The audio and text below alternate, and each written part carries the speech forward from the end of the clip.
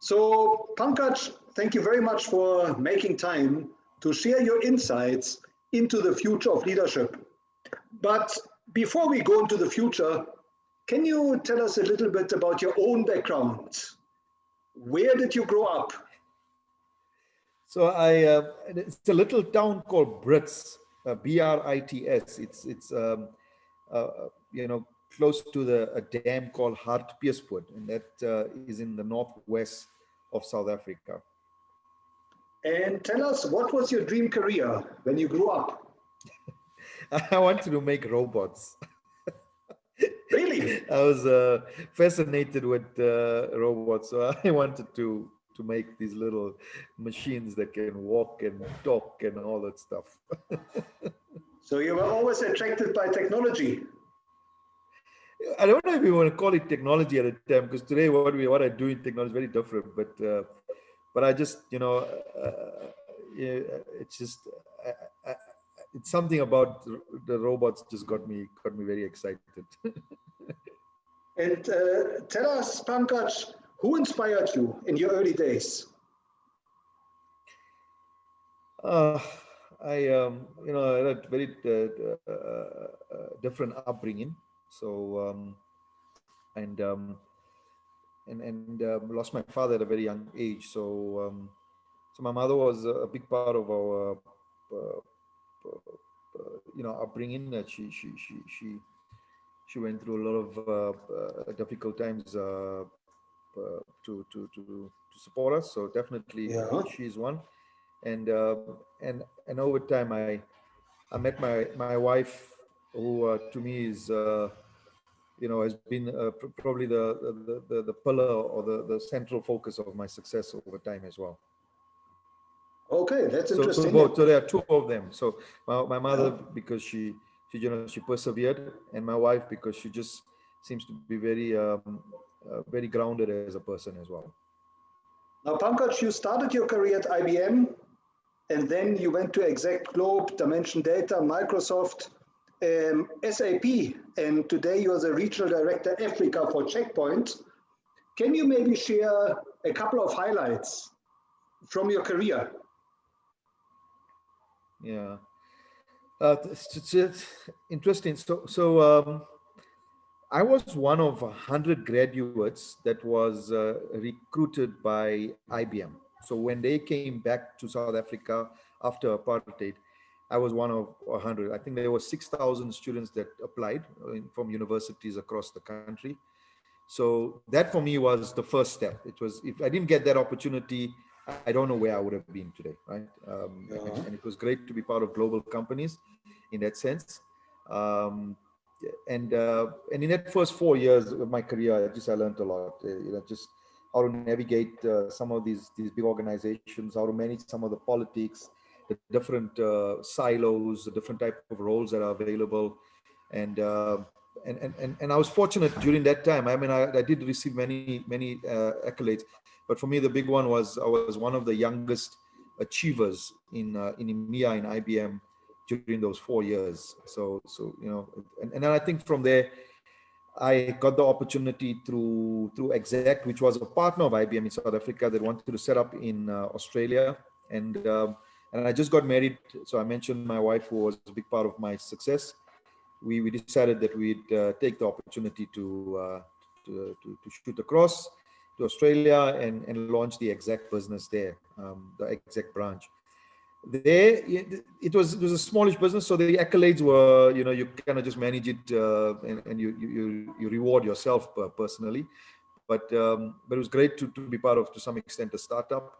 But really, where the success was from Exact to Dimension Data, which was run in the Microsoft business in Australia, and then eventually coming to back to Microsoft in South Africa.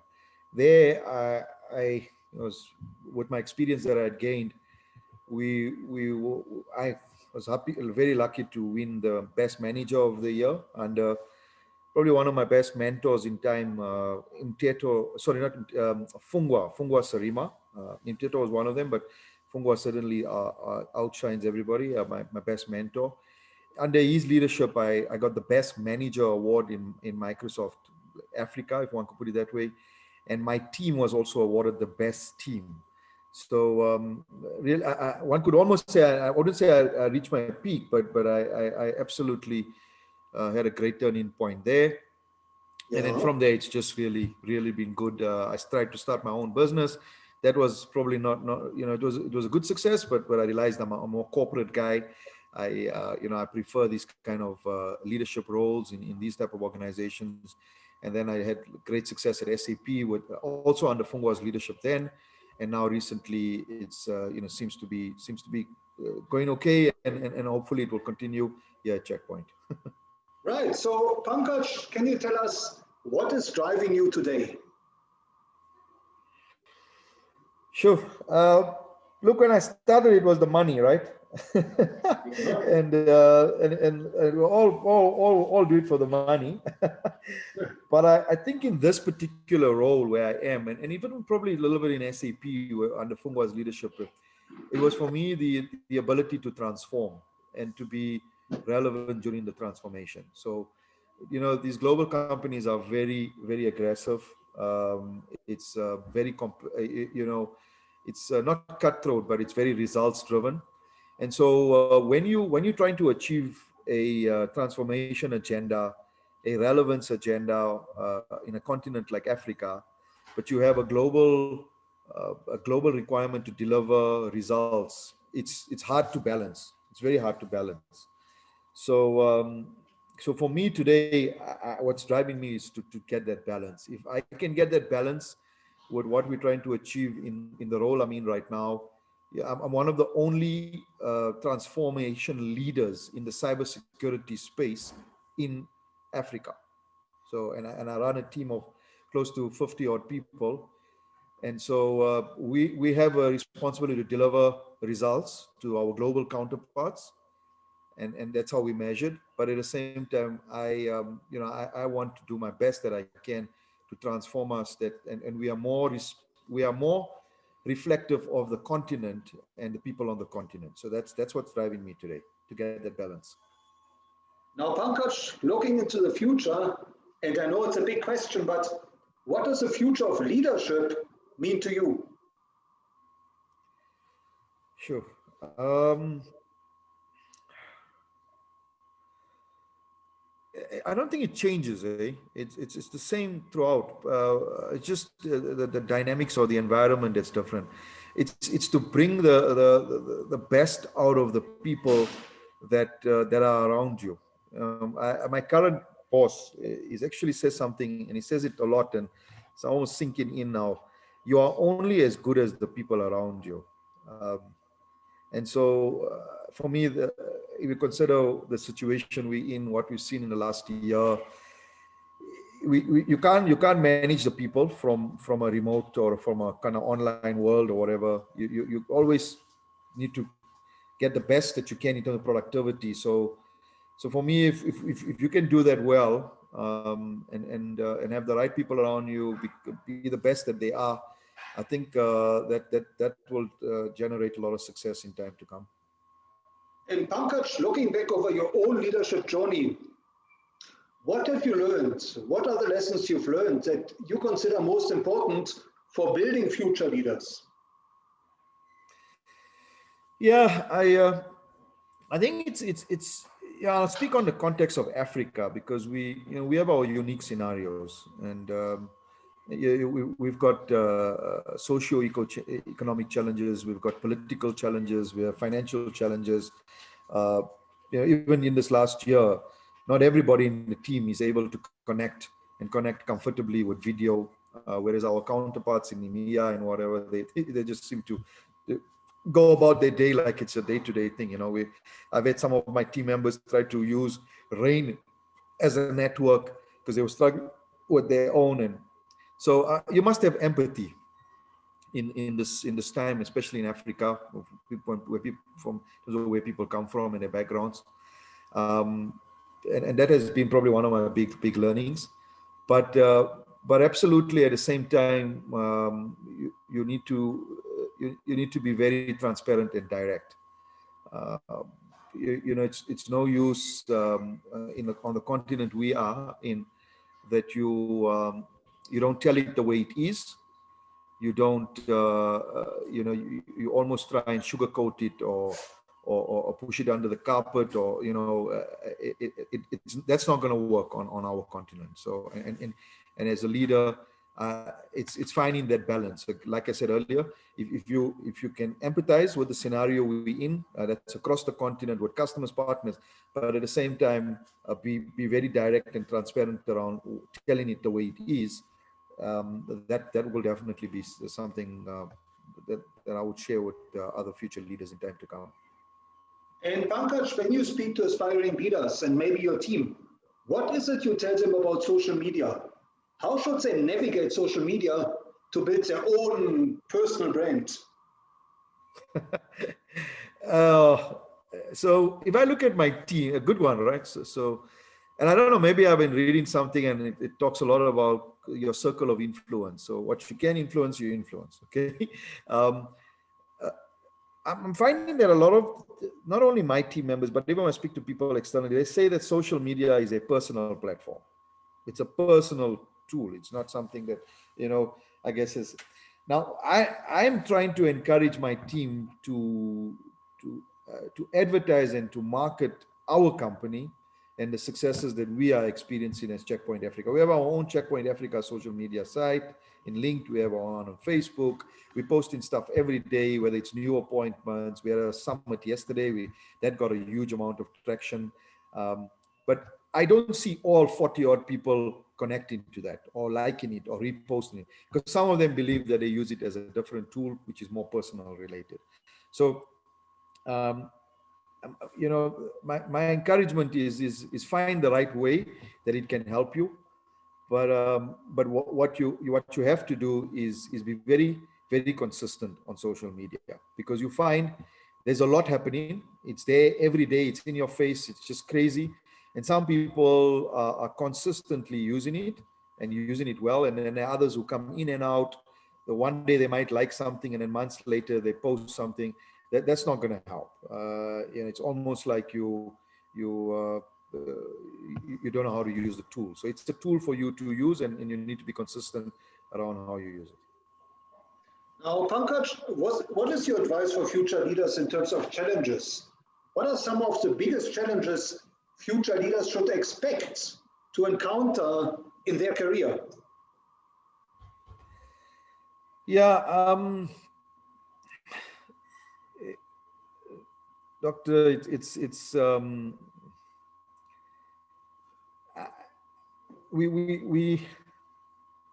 we're not at the same pace as our colleagues on the globe, and we have a, I mean, I don't know, yesterday it wasn't on one, what was it, 702 or something. Apparently we've lost more $1 million millionaires from South Africa.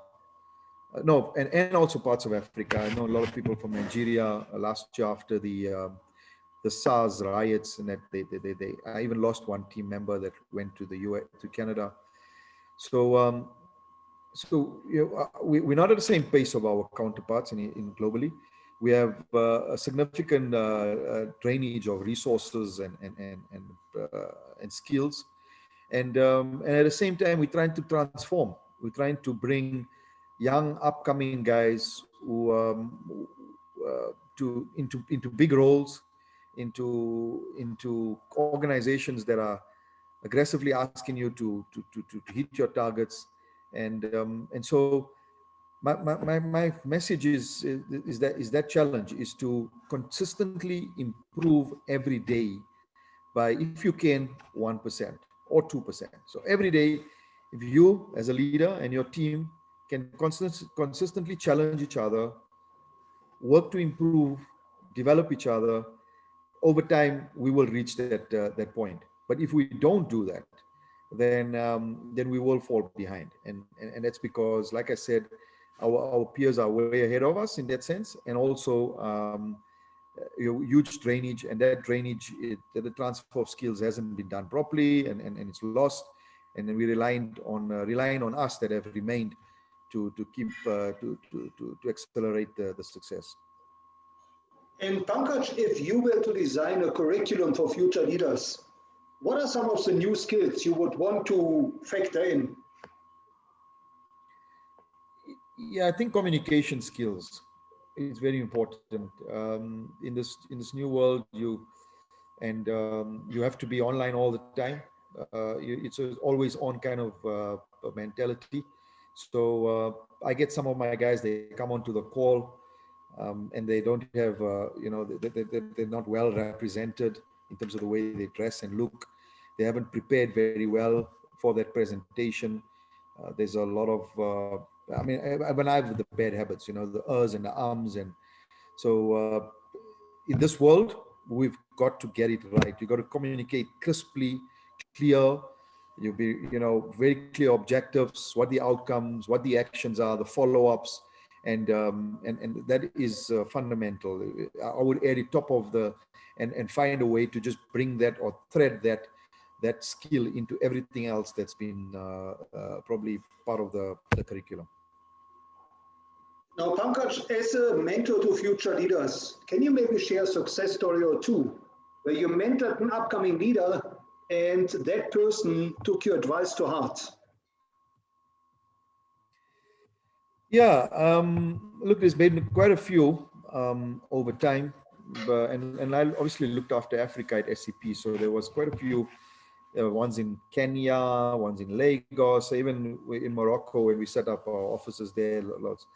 Um, but I'll talk probably about the checkpoint one most recently. Is when I joined, as I mentioned, we needed to look at the setup of the business, the way we would reflect transformation and so. And amongst the team in South Africa was one graduate. It was a graduate that had just been appointed, literally a few months old in the business. And it was sad because I spent time with that person and I found them so lost. They weren't being mentored. They weren't being taken to customers and partners. They were almost left to their own devices. And it was part of a program that we were trying to grow graduates. So it I think after a few months I decided to embrace the person. It required a few tough conversations, make no mistake, because we do have a challenge where sometimes there's a level of entitlement which becomes a problem. People maybe don't do what they need to do, and they don't ask for help, or their urgency is not the same that you would see maybe sometimes from other people. So it required a very, like I said, frank, and I told you earlier, transparent, tell it the way it is. But it also required empathy because the situation was not the person's fault. And we put a lot of effort in, we engaged. And today, this person, I mean, two years odd later, and if all goes well, there's a very strong potential by the end of the year that this person could be probably in the top 3 of performers in Southern Africa business. So that person needed the right attitude, they needed the right personality, they needed to believe in the picture and the story and their capabilities, but it also needed a tough conversation with some level of empathy. So talking to my answers earlier, this is probably for me the best example to share. Right, thank you. And Pankaj, you mentioned one mentor of yours, Fungwa Sarima, I believe. Yes.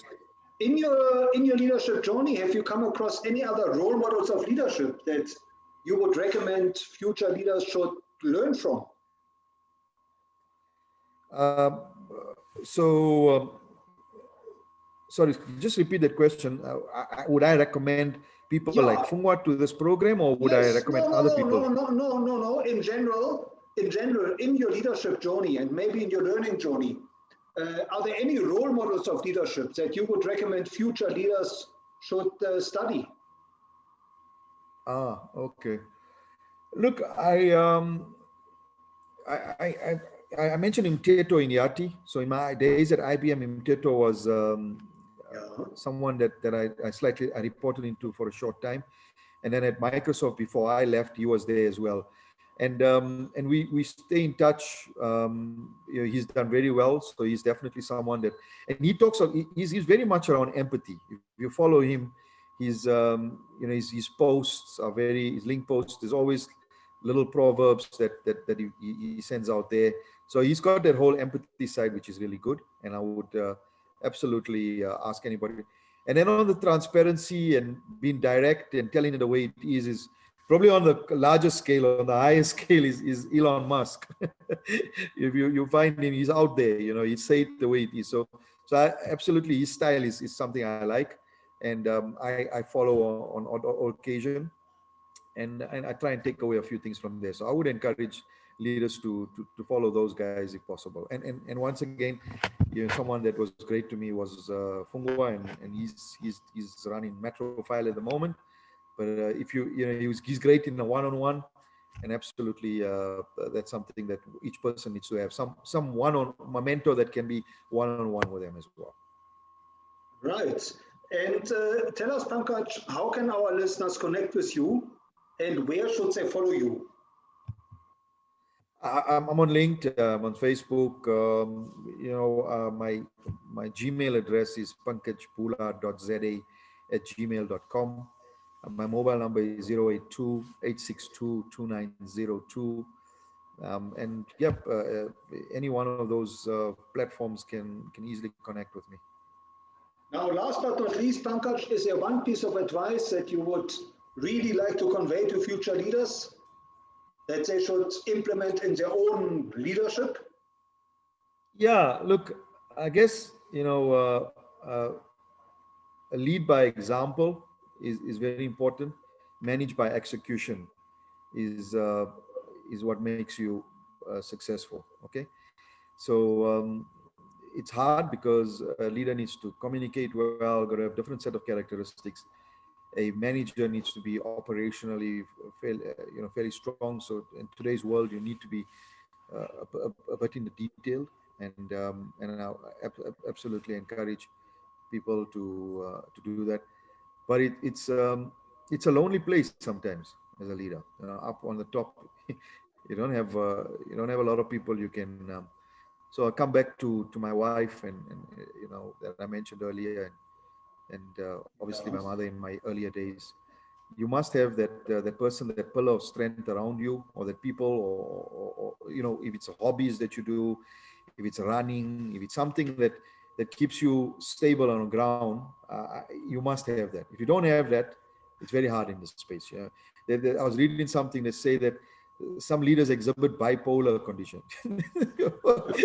Swing one way and the other in the same day because of the intensity of the roles that we have and the stress and so forth. So you must keep to your core, do all the necessary things around strategy, planning, execution, lead by all of the wonderful stuff that you read in the books, but have that environment, whether it's set of individuals or an individual, or it's hobbies or whatever it might be, that keeps you grounded on a regular basis. Well, Pankaj, thank you so much for sharing your insights and your wisdom into the future of leadership, and reminding us that you are only as strong as the people around you. Thank you. Thank you for having me.